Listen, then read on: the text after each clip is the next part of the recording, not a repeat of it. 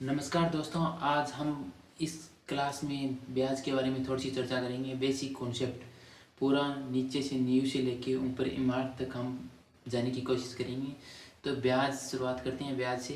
तो चलो देखते हैं और वीडियो को पूरा देखना। ब्याज को साधारण ब्याज और चक्रवृद्धि ब्याज दो प्रकार का हुआ है, एकदम बढ़िया तरीके से समझा दूँगा। आज आप पूरा ब्याज को कॉन्सेप्ट प्लस में साधारण ब्याज है वो तैयार कर लेंगे और सागे सागे इंग्लिश को भी तैयार करेंगे। और कोई भी सवाल आप आसानी हल कर सको, मैं सवाल भी थाने बताऊँगा।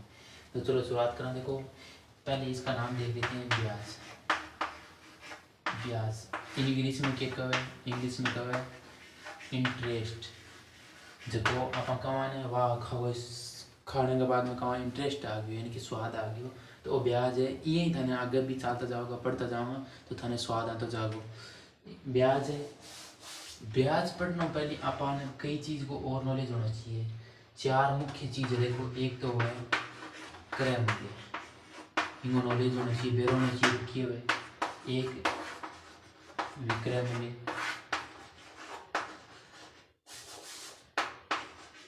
फिर इन अलावा एक लाभ को बेरो होना चाहिए और हानि होना चाहिए बेरो, हानि का बेरो होना चाहिए।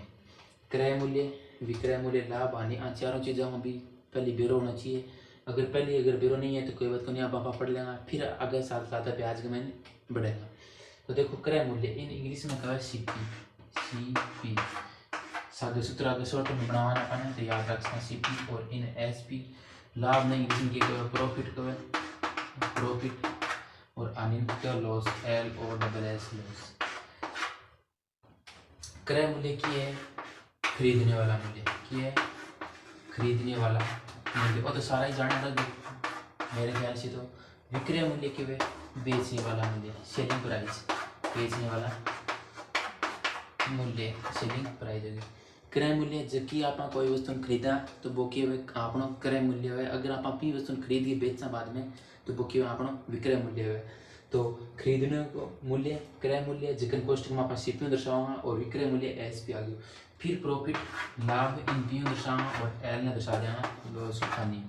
लाभ के कोई वस्तु है, ये वस्तु आप खरीद लियो, खरीदो की में जहाँ मान लो आप 1000 रुपये में खरीद लियो, और फिर 1000 में खरीदने के बाद में थोड़ा दिन बाद में आप पिन बेचा, और फिर आप कितना बेचते हैं 1500 रुपये में बेचते हैं। 1000 में खरीद दो 1500 रुपये में बेचांगा तो अपन 500 रुपये के हो गया, फायदा हो गया, लाभ हो गया। तो वो क्यों है? लाभ हुआ है और प्रॉफिट हो गया। वैसे ही हानि, हानि क्यों है? हानि यह है कि आप जहाँ कोई वस्तु पी वस्तु नहीं 1000 रुपये में खरीदी, 1000 रुपये में खरीदने के बाद में आप पिन 800 या 700 रुपये में 800 रुपये में बेची, तो फिर आपने क्या हो गया 200 रुपये के नुकसान हो गया, घट हो गया, तो वो क्यों हानि होगा। तो वो तो था लगभग जानो मैंने बेरो थे सारा जानो, लेकिन फिर भी था एक बार बता दियो। अब जो जो आप चाहता जाऊँगा सागा क्रय मूल्य भी याद रखना पड़ेगा, विक्रय मूल्य भी, लाभ भी, हानि भी, प्रतिशत भी ज्ञात करना पूछ लियो कई बार, तो वह भी यहाँ पर सागे सागे पढ़ाऊंगा। तो पहले मैं ब्याज कमाएं, ब्याज कमाएं तो लगभग क्रय मूल्य साला को सागे और हानि लाभ साला विक्रय मूल्य को काम को पड़े थे। तो चलो देखो इन महीने ब्याज कमाएं मुख्य रूप में देखो, पहली को तो एक तो है मूलधन है, मूलधन जिसका आप क्या बोला प्रिंसिपल बोला, प्रिंसिपल, ठीक है। फिर एक दर आएगा जो आप कितना प्रतिशत पर ब्याज लेगा, तो इनके बोला रेट बोला RATE रेट, इन और दर्शाऊंगा मूलधन में प्रिंसिपल दर्शाऊंगा। फिर एक इनमें चला उस समय जितना आप टाइम दर्शाऊंगा टी टाइम। फिर एक और आओगे सागर जिसको आओगे मिश्र धन, मिश्र धन ओ बहुत काम में चीज आओगे, इन सूत्र भी देख लिए थे। मूलधन प्लस में ब्याज, दोनों सागर चला गया, मूलधन प्लस में ब्याज।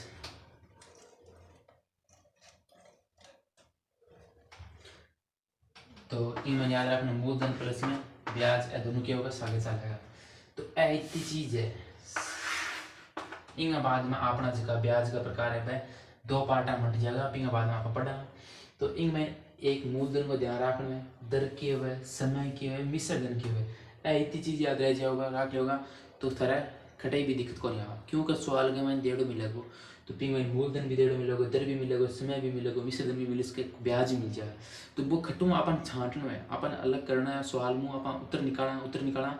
तो पिंग उत्तर निकालने खातिर अपन आगे मान ध्यान में होना चाहिए कि ए मान इंगा है। फिर आप सूत्र को उपयोग करेंगे और सूत्र को उपयोग करने के बाद अपन उत्तर वो एकदम सही से हो जाएगा। तो मूलधन बड़े तरीके प्रिंसिपल हो गया, दर रेट हो गया, समय टाइम हो गया और मिश्रधन मूलधन प्लस में ब्याज हो गया। इतना तैयार होने के बाद अब देखो मैं बताऊँगा दो प्रकार मूलधन। चलो इन बात में थोड़ा बता दिया गया। मूलधन नॉर्मल भाषा में अपना तो अपन को कोई भी उधार राशि या तो उधार राशि अपन लिए या फिर उधार राशि जबकि अपन दिए। मैंने मुख्य रूप ये है कि मूलधन जबकि अपन उधार राशि या तो अपन दूसरे को व्यक्ति को लिए या फिर कोई दूसरे व्यक्ति ने दिए बाय मूलधन प्रिंसिपल। जी हाँ, स्कूल का मेन प्रिंसिपल हेडमास्टर हुआ है, सारो स्कूल को भी बच्चा में भी है, मेन अधिकारी हो गयो और मास्टर में भी हो गयो। तो भी आपने किया मेन की अपन मूलधन है जो उधार राशि लिए बा दिए बा मेन है अपने लिए। फिर दर दर की है तो इनकी पहचान की है कि जी हमेशा जो डेढ़ मिलेगा संख्या डेढ़ मिलेगी। पिंग अगर प्रतिशत को चिन्ह लगाए मिलेगा तो बाकी कहलाएगी दर ही होगी हमेशा। प्रतिशत को चिन्ह लगाए होगा बा हमेशा दर होगी। जी हाँ के दर रहे बा 1 महीने पर डेढ़ी मिलेगी।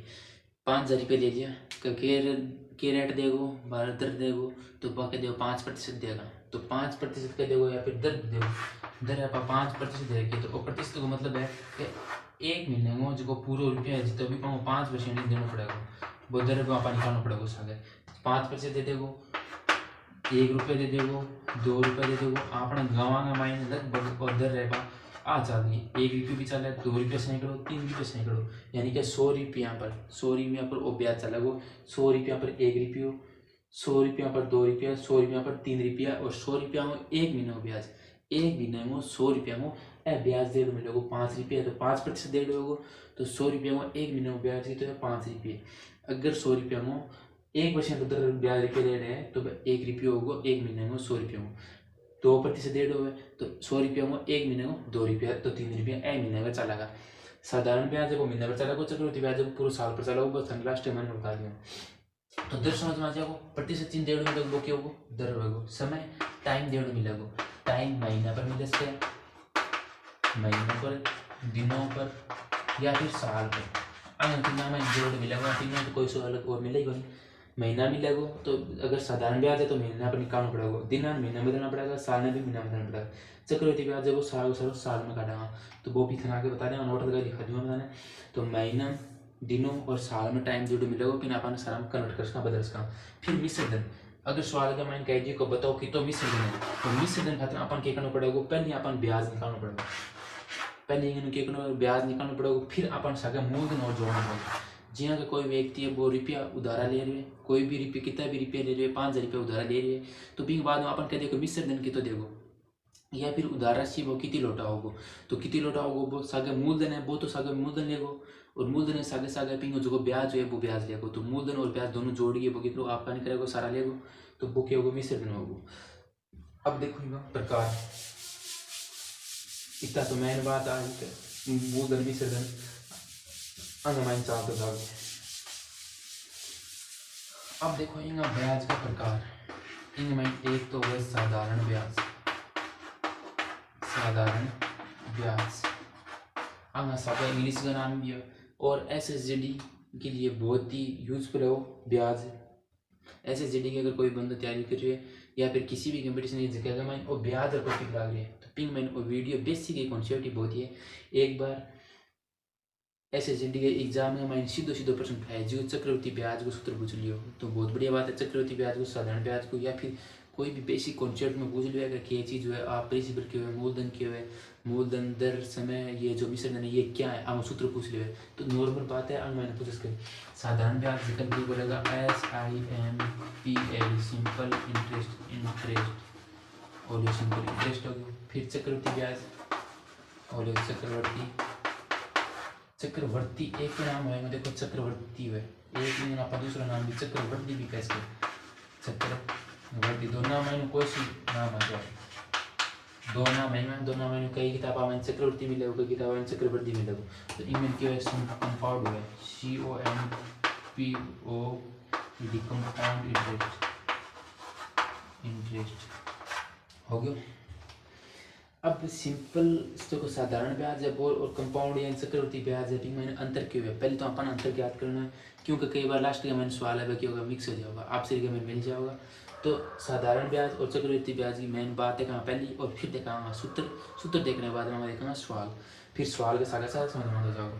तो पहले आप में देख लें ये लगा ली नोट के मायने ये है हमेशा महीनों पर ज्ञात किया जाता है, महीनों पर ज्ञात किया जाता है, यानी कि अगर साल में या फिर दिना में डेढ़ है, साल के करना पड़ेगा, महीना का अंदर बदलना पड़ेगा, शायद अगर दिन डेढ़ है तो अपन महीना में लेना पड़ेगा, अगर साल डेढ़ है तो अपन महीना पड़ेगा।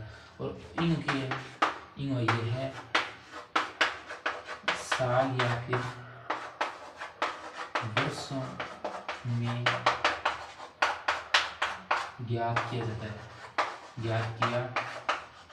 है बस वही तो याद रखना है। मेन बात है ये शुरुआत का महीने 8 ही कन्फ्यूज हो जाओ कि साधारण ब्याज महीने पर निकले या फिर साल में कौन सा निकले। तो साल में चक्रवृद्धि ब्याज वो बड़ो है, साधारण ब्याज है वो।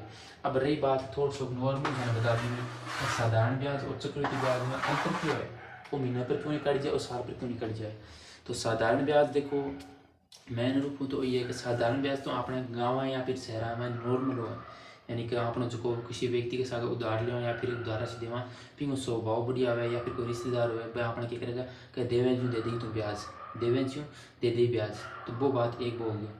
दूसरी बात साधारण ब्याज का माइन एक जी साधारण ब्याज तो नॉर्मल टाइप में चले वो जो आप लेकर भी ले लेवा, लेकिन चक्रवृद्धि ब्याज है वो क्या करेगा कि जितने भी आप रुपये लिए एक महीने को हिसाब करके दूसरे महीने में सारा रुपया जोड़ के मिश्र धन है सारा को सारा ब्याज और मूलधन जोड़ के एक महीने को हिसाब करके दूसरे महीने दोबारा चालू कर दे, दूसरे महीने जितना भी ब्याज है वो सारा मूलधन में जोड़गी और फिर दोबारा चालू कर दे अपने ब्याज, वो चक्रवृद्धि ब्याज यानी कि वापस चक्कर चाल ही वो करे, एक महीने काउंटिंग वो करे सारा ब्याज सारा मूलधन में जोड़े और सारा रुपया दोबारा सारा जोड़ के फिर दोबारा एक महीने को और चालू कर दे ब्याज।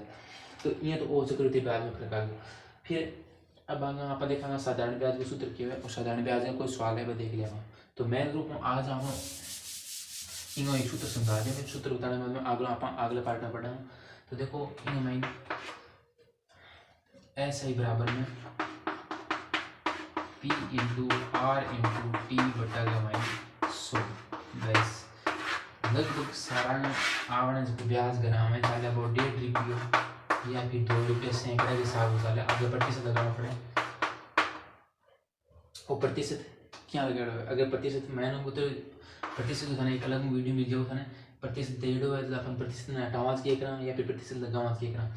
तो इन में देखो पी अटकी है मूलधन है आर रेट है टी समय और बट्टा का 100 है। तो वो ऐसे साधारण ब्याज सूत्र जितो भी सवाल गया मैंने अड़मो डेढ़ो साधारण ब्याज पूछ लिया या फिर जो आपने ओके है इनकी दर्शावे है आपने आपके जो मिश्र धन है मिश्र धन इन सूत्र याद रखना पी प्लस में ऐसे ही हो गया। तो अब सवाल है मैं जितो भी दे मूलधन दे दो रेट और टी जितो भी समय दे दो सारा रखो और 100 में भाग दो और साधारण ब्याज आ जाएगा। साधारण ब्याज के अलावा सागे मिश्र धन भी कर देवे तो पी प्लस में ऐसे ही दोनों बात कर सका। अब आप अगले पार्ट में पढ़ना ये पार्ट का मैंने बहुत कुछ पढ़ लियो इतो पढ़ लियो बहुत है। दूसरे पार्ट में पढ़ना इनका सवाल पढ़ेगा साधारण ब्याज का सवाल पढ़ेगा और प्लस में चक्रवृद्धि ब्याज को सवाल पढ़ेगा दोनों सागा पढ़ेगा। तो दूसरे पार्ट में पूरी खींच के कर देना, ज़्यादा इतनी नेट की व्यवस्था भी कोई नहीं है अभी तक आना थी कि जो कोई वीडियो एक घंटा 2 घंटा बनावा। तो अगला पार्ट मिला तब तक जय जय भारत तैयारी करता रहो लगातार। वीडियो अच्छा लगे तो लाइक करना और कमेंट बताना कि यहाँ लगे कोई क्लास में कोई कमी हुआ है तो वह बताओगे।